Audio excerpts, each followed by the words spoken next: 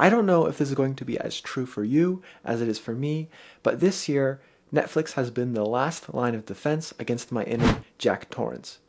The ability to watch shows whenever I want, however long I want, has been a great comfort when there's frankly nothing else to do right now. And in all that time that I've been watching stuff, I've made a curious observation.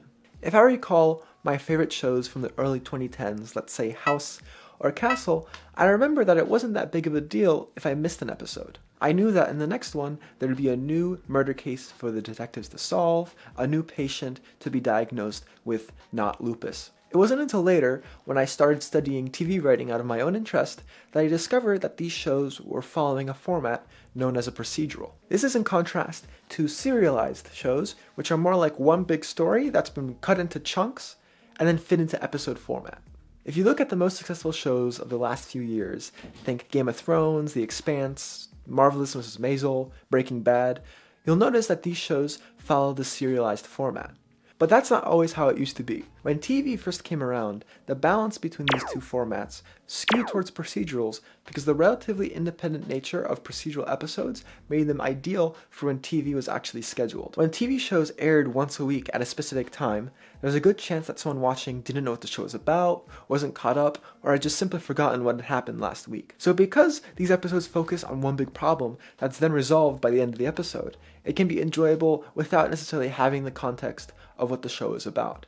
This issue of viewer context basically doesn't exist on streaming services, because unless you're a psychopath, you're most likely watching multiple episodes in a row in order. Another aspect of serialized television, which is good for streaming services, is that the immediate conflict facing the characters, unlike a procedural, tends to last over multiple episodes. So that resolution we're seeking can't really happen unless we invest another 45 minutes or an hour to watching the show. So really, when it comes down to it, serialized television is more bingeable. Now, there is one tricky part of writing serialized television, and that is episode count. In a cop procedural, the limit of episodes is basically the number of ways you can kill a stranger. But in serialized TV, you don't have that luxury. One solution is to be upfront about the sustainability of the show and kill it after 10 episodes before it becomes an unrecognizable mess. And voila, you have a miniseries. What I'll be investigating is how serialized shows, those with multiple seasons, have managed to do it. I can tell you that it starts with a pilot, so we'll be going over the first episode of one of my favorite shows, the first episode of Peaky Blinders.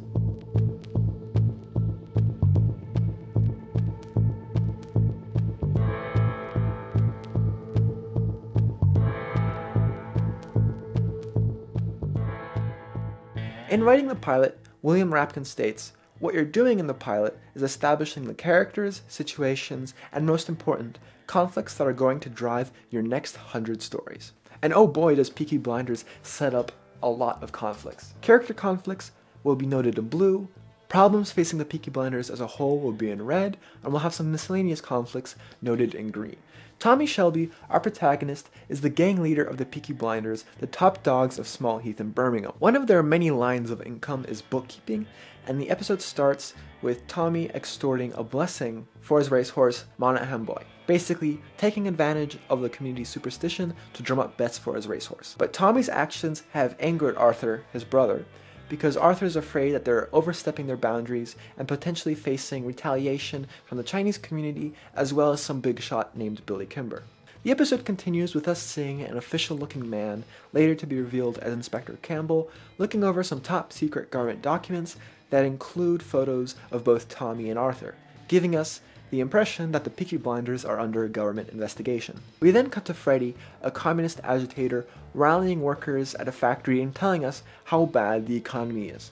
So when we see communists, we think trouble, so let's tack on social instability. Later, in the pub, we find out that Freddy is actually Tommy's old pal from the war, and they engage in a conversation about their roles as people who give hope to the poor.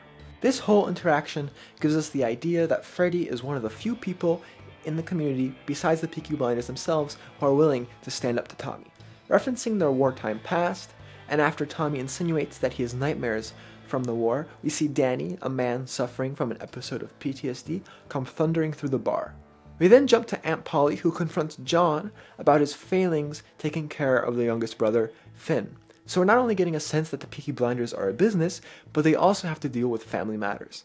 At the family meeting, Tommy butts heads with both Arthur and Aunt Polly about the gang's decisions. They also talk about the new police threat in the form of Inspector Campbell and his retinue of Northern Irish who have come to clean up the city. Knowing that Tommy is hiding something, Aunt Polly has him meet her in private. At their meeting, he confesses that his men have accidentally stolen a whole shipment of weapons that were intended for Libya. Polly reminds Tommy that they're just bookies, not arms dealers, and tells him to drop the weapons in a place where the police can find them.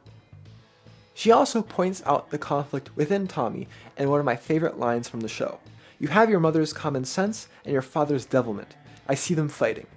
Let your mother win." Freddie reveals himself to be Ada's boyfriend, something Tommy wouldn't approve of, and something that could potentially politically incriminate the Peaky Blinders. Later, Ada admits that sometimes she feels like Freddie is just with her to get at her brother. Arthur is picked up and tortured by Inspector Campbell over information about the stolen guns, which Arthur knows nothing about.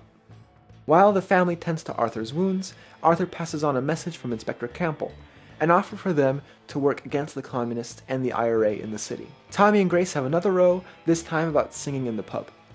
We see Tommy self-medicate with opium to forget the war. Danny kills an Italian man on the street while having another episode. Inspector Campbell's superior turns out to be Winston Churchill. Tommy decides to keep the guns. Grace is revealed to be Campbell's spy, and Campbell sarcastically remarks that she seems fascinated with Tommy Shelby. Tommy executes Danny to avoid a gang war with the Italians, and Monahan Boy wins the race.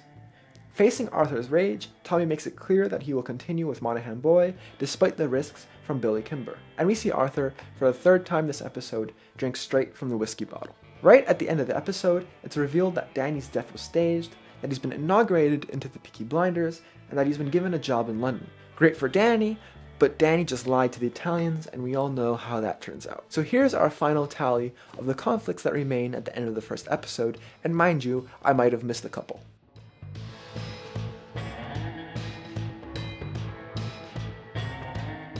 When you look at this giant list, well, you might feel like it's a little bit melodramatic to have so many conflicts in one episode. But you need to remember that this is the pilot, and the job of the pilot is to set up conflicts for future episodes and for future seasons, while being entertaining enough to motivate you to go and watch the next episode.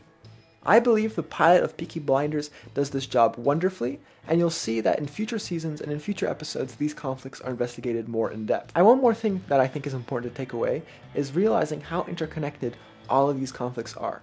One, I think that's what makes it feel natural, but two, any progress on any of those conflicts will probably create more conflicts somewhere else.